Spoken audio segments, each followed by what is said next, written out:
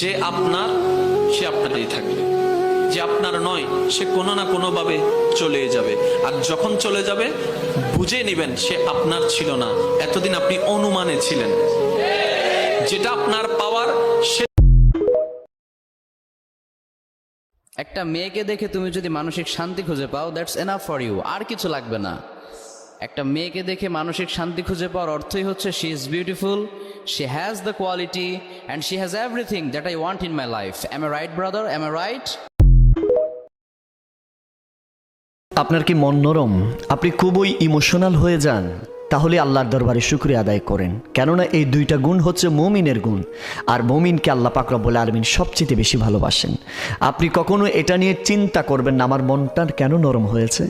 আপনি এটা নিয়ে কখনো চিন্তা করবেন না আমি কেন এত বেশি খুব অল্পতে ইমোশনাল হয়ে যায়। মনে রাখবেন এই দুইটা গুণের কারণে আল্লাহ পাক রব্বুল আলামিন আপনার মকাম